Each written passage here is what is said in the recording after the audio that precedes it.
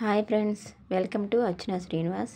ఈరోజు నేను చూపించే రెసిపీ వచ్చేసి ఇన్స్టెంట్ సాంబార్ పౌడర్ అండి. మనం ఇంట్లోనే ఎలా తయారు చేసుకోవాలో సాంబార్ పౌడర్ చూపించబోతున్నాను. దానికి ముందు మనం స్టవ్ మీద ఒక ప్యాన్ పెట్టుకొని అది హీట్ అయిన తర్వాత ఒక పావు కిలో కందిపప్పు తీసుకున్నాను. నేను అరకప్పు పచ్చెనపప్పు, పావు కప్పు పెసరపప్పు, పావు కప్పు మినపప్పు తీసుకున్నాను. అవి మనం డ్రై రోస్ట్ చేసుకోవాలి. ఆయిల్ ఏమీ వేయలేదండి నేను. అవి బాగా వేగిన తర్వాత ఒక ప్లేట్లో తీసేసుకోవాలి. అవి బాగా వేగాలండి. సిమ్లోనే పెట్టుకొని బాగా వేపుకోండి, హైలో మాత్రం పెట్టమాకండి. మనకి ఆ పచ్చి వాసన అంతా పోయి మంచి సువాసన వస్తుందండి పప్పులన్నీ వేగిన తర్వాత. అప్పుడు ఇదిగోండి వేగిపోయినాయి చూసారా. ఇప్పుడు మనం ఒక ప్లేట్లో తీసేసుకొని చల్లారి పెట్టేసుకుందాం. ఇది మనకి లంచ్ బాక్సులు కట్టే వాళ్ళకి, పిల్లలకి ఈజీగా తొందరగా అయిపోతుందండి. సాంబార్ పెట్టాలంటే చాలా పెద్ద పని కదండి.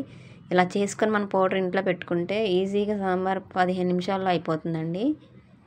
ఇలా పక్కన ప్లేట్లో పెట్టేసుకొని చల్లారనివ్వాలి వాటిని. మళ్ళీ అదే ప్యాన్ స్టవ్ మీద పెట్టుకొని అందులోకి అరకప్పు ధనియాలు తీసుకున్నాను నేను. ఇదిగోండి ఇలా పక్కన పెట్టేసుకోవాలి ప్లేట్లో పోసుకొని. ఇప్పుడు ఒక అరకప్పు ధనియాలు తీసుకున్నాను అదే ప్యాన్లో. అవి కూడా డ్రై రోస్ట్ చేసుకోవాలండి. ఆయిల్ ఏమి వేయని అవసరం, వీటికి కూడా అన్నీ డ్రై రోస్టేనండి. ఆయిల్ అనేది వేస్తే మనకి మిక్సీ పట్టేటప్పుడు మెత్తగా అయిపోతుంది. అలాగే అరకప్పు ధనియాలు తీసుకొని ఒక టేబుల్ స్పూను జీలకర్ర, ఒక పావు టీ స్పూన్ మెంతులు, అలాగే ఒక పావు టీ స్పూను మిరియాలు తీసుకున్నాను. అవి కూడా డ్రై రోస్ట్ చేసుకోవాలి. బాగా డ్రై రోస్ట్ అయిన తర్వాత మీకు తగినంత మీరు తినే కారాన్ని బట్టి మీరు ఎండుమిర్చి తీసుకోండి. నేనైతే 10 నుంచి 15 ఎండుమిర్చి తీసుకున్నాను. నేను తీసుకున్న క్వాంటిటీకి మొత్తానికి ఇది సరిపోతాయి. మిరపకాయలు కరెక్ట్గా సరిపోతుందండి కారం. మీరు తీసుకునే ఎండుమిర్చి కొంచెం కారంగా అనిపిస్తే కొంచెం తగ్గించుకోండి మిరపకాయలు. అలాగే ఇవి కూడా మొత్తం డ్రై రోస్ట్ చేసుకోవాలి. అందులోనే కరివేపాకు కూడా వేసుకొని డ్రై రోస్ట్ చేసుకోండి. నేను క్లిప్ మిస్ అయింది, లాస్ట్లో యాడ్ చేశాను నేను. ఇప్పుడు అవి కూడా డ్రై రోస్ట్ అయ్యి పచ్చివాసన పోయిన తర్వాత స్టవ్ ఆఫ్ చేసేసి మనం కందిపప్పులు తీసుకున్నాం కదండి, అందులో ఇవి కూడా వేసేసుకోవాలి. ఇదిగోండి ఇలాగా. ఇవి మొత్తం బాగా చల్లారాలండి. వేడి మీద అస్సలు పట్టకూడదు పౌడరు.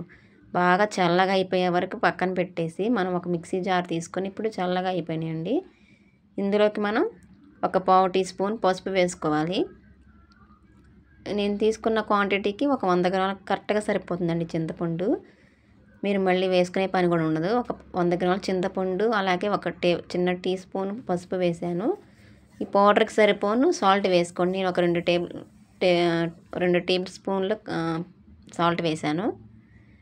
అలాగే వీటిని మొత్తం మిక్స్ చేసి మిక్సీ జార్ తీసుకొని మెత్తని పౌడర్లా పట్టేసుకోవాలండి. అంతేనండి, మెత్తని పౌడర్లా పట్టేసుకొని మనం ఇది ఒక ఎయిర్ కంటైనర్ బాక్స్లో పెట్టేసుకుంటే మనకి ఒక 4-5 సార్లు వరకు వస్తుందండి ఇది సాంబార్ చేసుకోవడానికి నెలలో.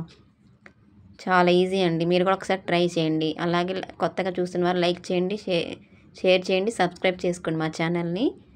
మీరు కూడా ఒకసారి ట్రై చేయండి. ఇలాగ చాలా చాలా బాగుంటుందండి సాంబార్. అసలు మీరు ఒకసారి చేసి తిన్నారంటే అస్సలు వదిలిపెట్టండి మీ పిల్లలు.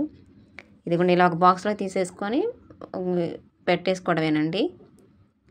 4-5 సార్లు వస్తుందండి ఈ పౌడరు మంత్లో. మీరు కూడా ఒకసారి ట్రై చేయండి. Thanks for watching.